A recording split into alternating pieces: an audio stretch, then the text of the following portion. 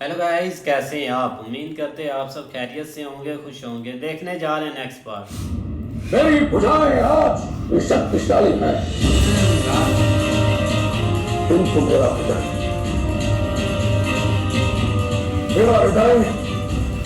अब कोई आघात सह नहीं पाएगा।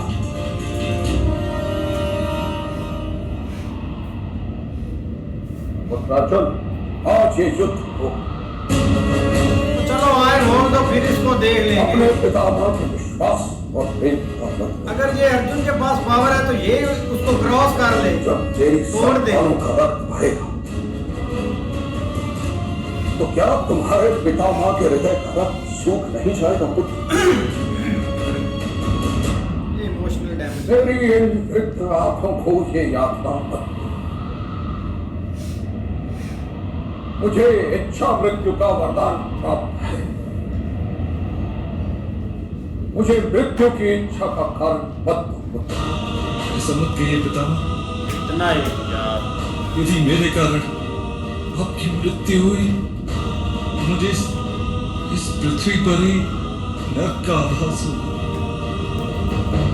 जिसके सामने सदैव मस्तक आदर से झुका रहता है, उसके सामने भुजाएं कैसे उठ सकती हैं? तो आज ये युद्ध भोग दो पुत्र। अपने पितामह का मान रखो। चलो अब रोक दो। कोई नहीं, एक दो दिन बाद फिर रोक देंगे इनको। नहीं, अपना हक मांगेंगे भाई। ना दिया तो फिर तो छुट्टू नहीं होता है। तो ये तो पहले ही जल्दी में दाखिल है। ये तो इसके काम बस की बात नहीं है। आए क्या है भाई?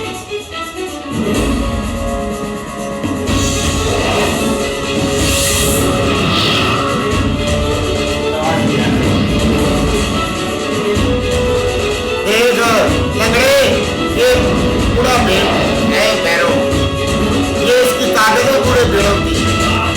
लंगड़े तू कहता है कि ये कुछ भी नहीं है।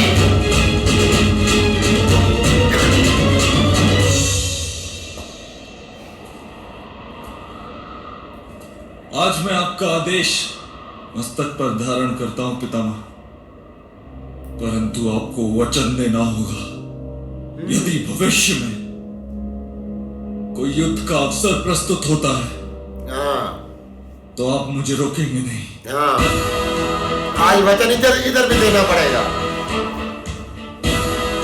वचन दीजिए पितामह। हाँ, आप ओके हो गया है। अब युद्ध का अवसर आएगा ही नहीं, आएगा बच्चे। क्योंकि तुम रहोगे वन में और हम रहेंगे नगर में। ये तुम्हें पता चल जाएगा। ये भी उस बात पर। युद्ध का अवसर आ गया युवराज दुर्योधन। हाँ, मूर्खता के कारण जब एक हिरण एक सिंह की गुफा में घुस जाता है तो उसी क्षण उसकी मृत्यु हो जाती है। हाँ, अब युद्ध वाला काम भूल जा, तुम युद्ध नहीं करना। हिरण के पास आप भी छठ बढ़ा युवराज दुर्योधन। ये वो वाले अब नहीं रहे। एक नारी के अपमान का दंड देने के लिए आएंगे 5 पांडव। हाँ, अब युद्ध होगा। आपकी मृत्यु बनकर।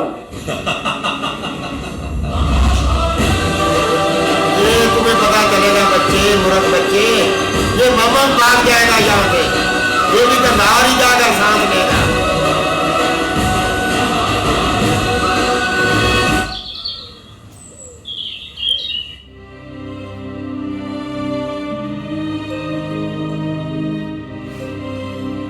चूड़ा बनी गई, आग कटी गई।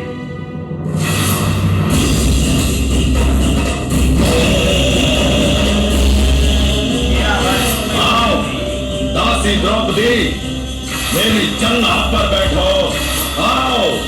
बैठती है। जिस प्रकार इसने इंद्रप्रस्थ की सभा में समग्र आर्यवर्त के सामने हमें निशस्त्र किया था, उसी प्रकार इसे इस सभा में निर्वस्त्र कर दो।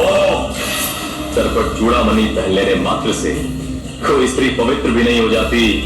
तुम ऐसी स्त्री को कुलवधू कह रहे? जो 5-5 पुरुषों के साथ संबंध रखती है, वैश्या होती है ऐसी स्त्रियां, वैश्या होती है ऐसी स्त्रियां, वैश्या होती है ऐसी स्त्रियां, वैश्या होती है ऐसी स्त्रियां। कैसे ये क्या बनता है उनका सबसे बड़ा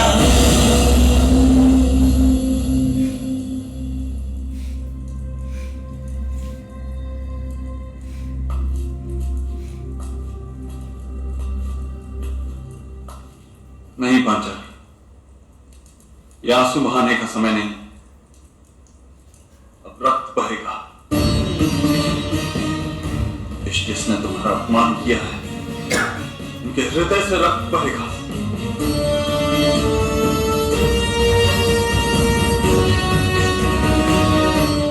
क्या मुझे रक्त की प्यास है आर्य? ऐसा प्रश्न क्यों पांचाली? समय सारे घावों को भर देता है। साधुजन कहते हैं, किंतु 13 वर्ष का लंबा अंतराल इस सम्मान पर लगे घावों को भर नहीं पाया। क्योंकि उस सभा का दृश्य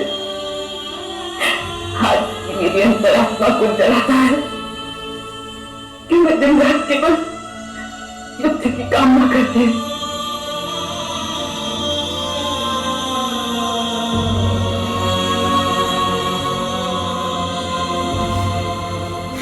नहीं पांचाली, इन 13 वर्षों में तुम्हारा हृदय प्रतिशोध की आग में नहीं जल, न्याय की स्थापना की आग में जल रहा। समाज को स्वच्छ करने का संकल्प समय के साथ और दृढ़ होगा। जब पुराना हो जाता है तो उसमें औषधि के गुण आ जाते हैं।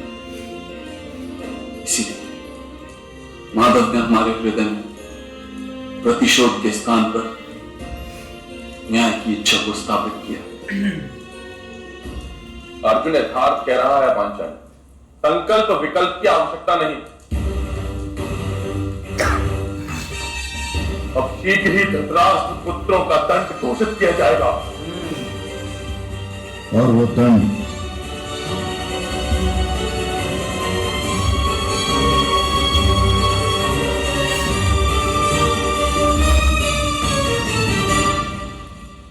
आर्यवर्त की सम्राज्ञी घोषित करेगी। आए वाह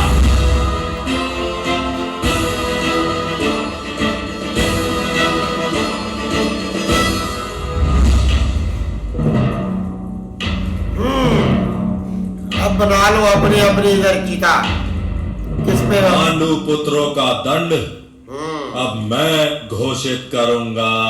वो तुम्हें घोषित करने का टाइम देंगे ही नहीं। पांडव क्योंकि मामा को अभी पता है 12 वर्षों के लिए वनवासी हैं महाराज। हाँ है क्योंकि अज्ञातवास पूर्ण होने से पूर्व मैंने अर्जुन की वास्तविकता जान ली थी। वो बच्चे जैसे नहीं होते, च्युइंगम के लिए लड़ रहे हैं। जब आपने अर्जुन को देखा सूर्यास्त हो चुका था। हाँ उनका अज्ञातवास सफल हो गया है। हाँ ये बात तुम्हें स्वीकारनी ही होगी पुत्र दुर्योधन। हाँ, ये मूर्ख है, पुत्र नहीं है। जब अर्जुन धनुष लेकर रणभूमि में आया था तब रात्रि का आरंभ नहीं हुआ था पितामह।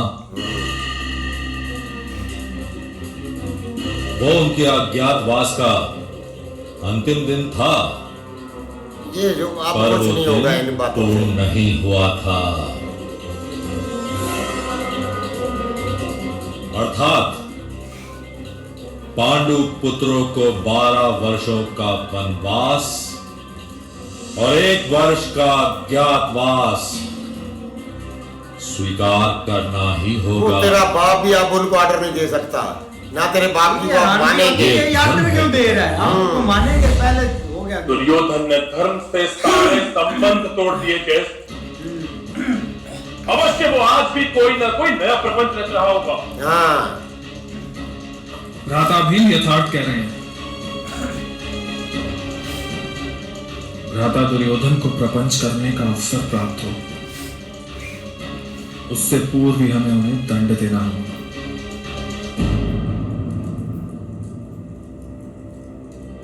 दर्द को पकड़ना हो तो बल से अधिक महत्व शीघ्रता का होता है। किंतु क्या आक्रमण करने से पूर्व पितामह की आज्ञा आवश्यक नहीं?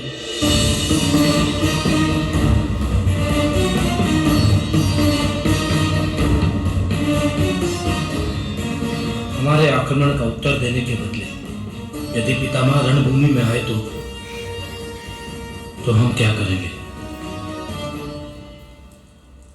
पितामह रणभूमि में हमारे सामने खड़े नहीं होंगे। हाँ, उन्होंने वचन दिया है। वो जानते हैं धर्म किस ओर है। किंतु पितामह का धर्म तो हस्तिनापुर का सिंहासन है।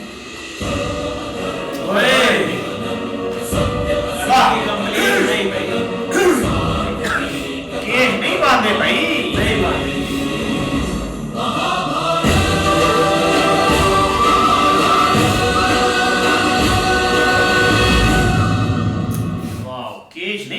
अभी तक नहीं भाई, अभी कैसे बांधने हैं? वो तो तभी बांधने हैं जब उनका एंड होगा। लेकिन दूसरी तरफ वही एक जिद्दी बच्चों की तरह जिद लगा लिया दुर्योधन की, नहीं नहीं उनको अज्ञातवास भेजो वन में, नहीं तो मैं रोने लग जाऊंगा। वही उसने भाई एक चीज जो है ना पकड़ी हुई है।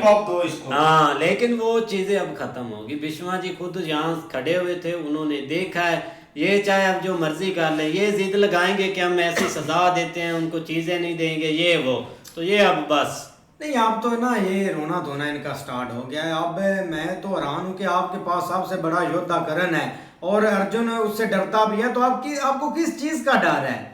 मतलब कि उसको फ्रंट पर लेकर आए और ये रोना धोना छोड़ दें। यार पता नहीं कौन सी बातें आप कर रहे हैं। अब भाई अज्ञातवास और वो 12 वर्ष का वनवास, वो सारा फिर शुरू से ये कह रहे हैं ये होगा। अगर आप में इतना सामर्थ्य है तो आप उनके साथ युद्ध कर लें, लड़ रहे। जो आप जिसके बलबूते पे आप इतना भाई उछलते हैं, करण वो जो है भिखारी मूर्ख, उसको सामने ले आए। भीष्मा जी ना आते तो आज आपका खेल खत्म था। भीष्मा जी ने आपको आज आप बचा लिया, पर उन्होंने वचन भी दे दिया है अर्जुन को, अगली बार मैं बीच में नहीं आऊंगा। तो वो आपकी आखिरी युद्ध होगा। ओ भाई अर्जुन, आप भी अपने बाप को ना वही पुरानी जो रिकॉर्डिंग है ना वही चलाकर दिखा रहा है कि भाई वो मान जाएंगे कि मेरे बेटे ने उनको पहले देखा है और मैं आदेश दूंगा और वो मान जाएंगे। वो मानने वाले अब नहीं है, क्योंकि भीष्मा जी ने भी बोल दिया है कि भाई वो उस वक्त आपके सामने आए हैं जब सूरज बिल्कुल गरूब हो चुका था और टाइम आपका खत्म हो चुका था। लेकिन अब अगर वो आए तो भीष्मा जी से उन्होंने वचन लिया हुआ है कि आप दरमियान में नहीं आएंगे, ना ही आप हमें जंग करने से रोकेंगे। इसके बाद मामा तो चुप करके बैठा हुआ है, क्योंकि मामा को पता है कि अब मेरा टाइम जो है ना वो बुरा शुरू होने वाला है। लिहाजा मैं तो वापस जाता हूँ अपने गांव। तो इधर तो है ना अब युद्ध होना है, तो मैं एवं ना हराम की मौत न मारा जाऊँ। ये जहाँ भी जाए इसने हराम की मौत भी अब मरना है, क्योंकि ये इस बेचारे को करंट लग चुका है और ये ना ऐसे ऐसे कांप रहा था जैसे इसको करंट लगा है। लेकिन अब इसको पता चल गया है कि ये जो करण है ना ये हमारी रक्षा नहीं कर सकता। इसके पल्ले कुछ भी नहीं है। अर्जुन इससे कई गुना ज्यादा ताकतवर है, तो लिहाजा वो इसलिए नहीं बोल रहा कि भाई ये मेरा भांजा मूर्ख है, ये अपने वालिद को मनाता है तो ठीक है, लेकिन ये अब काम नहीं होगा कि 12 साल आप वो कोई ऑर्डर मानते हैं इनका? और तो ये देखें कि वो अब खामोश होकर कैसे बैठा हुआ है मामा शकुनी। पहले जब भी भीष्मा जी बोलते तो भाई खड़ा हो जाता था, आगे लेक्चर देना शुरू कर देता था। लेकिन आज उसको सिर्फ एक ही चीज नजर आ रही है, वो है मौत। जिसकी मौत अब आनी है तब ऐसे होकर बैठा हुआ है कि मैं किस रास्ते से भागूं इधर से। लेकिन अब इनको वो भागने नहीं देंगे। ओ भाई उसको ज्यादा डर लगता था पूरे भैरों से, लेकिन जब उसने वो उन दोनों की वो चीज खत्म की है ना, उस वक्त से शकुनी बहुत ज्यादा डर गया है कि ये इन दोनों से ये बूढ़ा भैरव जो है ना ये ज्यादा ताकतवर है। उस वक्त से शकुनी चुप कर गया है, उसकी जबान पे ताला लग गया है कि मैं तो नहीं बोलता भाई, ये बूढ़ा भैरव जो है ना ये सबसे खतरनाक है। नहीं बिल्कुल ऐसे ही है, लेकिन भाई आप जो है द्रौपदी जी ने एक अपने जो है ना वो वस्त्र वगैरह पहन तो लिए हैं, लेकिन जो उन्होंने वादा किया था वो काम उन्होंने नहीं किया। लेकिन उधर वो कोई और सोच रहे हैं, इधर ये कुछ और सोच रहे हैं। आप देखो आगे क्या फैसला करते हैं।